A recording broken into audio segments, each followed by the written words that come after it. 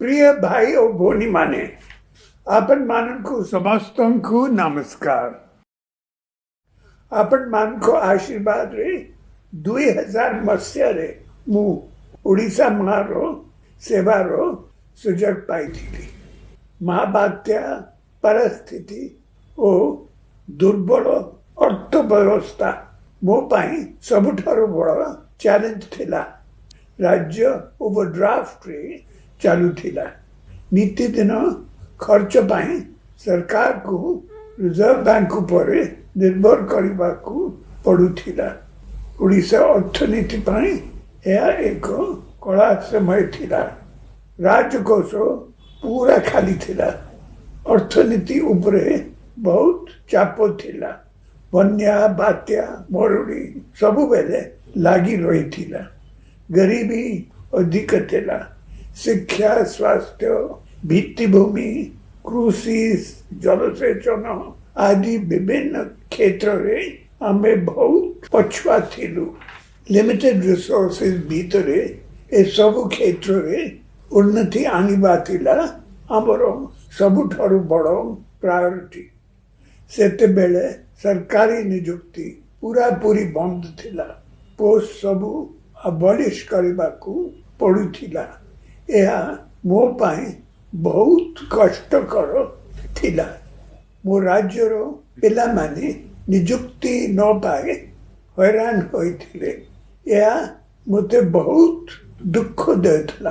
प्रतिदिन मो मनरे चिंता थिला केबे परिस्थिति रे उन्नति आसीबो एवं हम पिला माने रेगुलर रिक्रूटमेंट पाइबे। आपण मान करो सहयोग और महाप्रभु को आशीर्वाद ही सब बेले अमर बड़ शक्ति। उत्तम फाइनेंशियल मैनेजमेंट और गुड गवर्नेंस जरिया रे ही धीरे धीरे परिस्थिति रे उन्नति आसिला।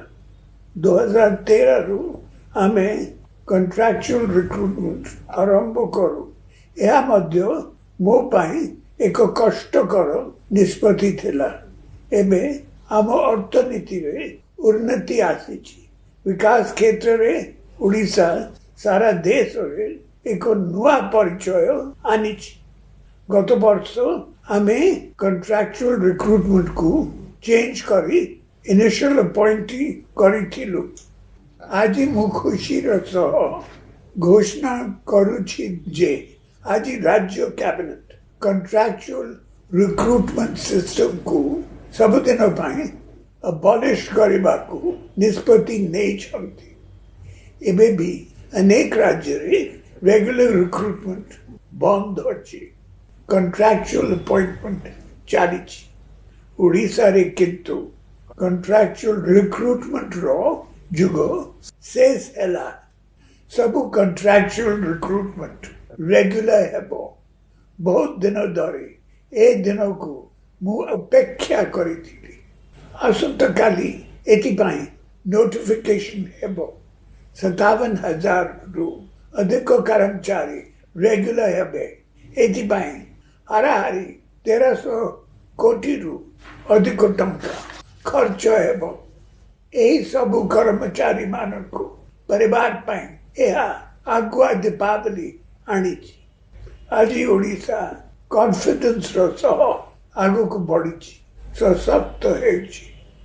ओडिशा इतिहास रो यह एक गोल्डन मोमेंट। सरकारी कर्मचारी मानक मोर अनुरोध आपण माने समस्ते भलो काम करतु। निष्ठार सह लोगों को सेवा करतु।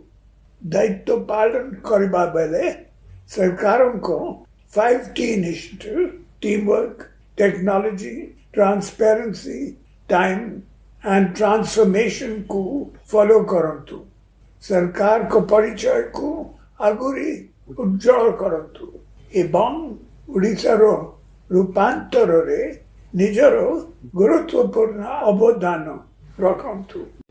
वंदे उत्कल जननी।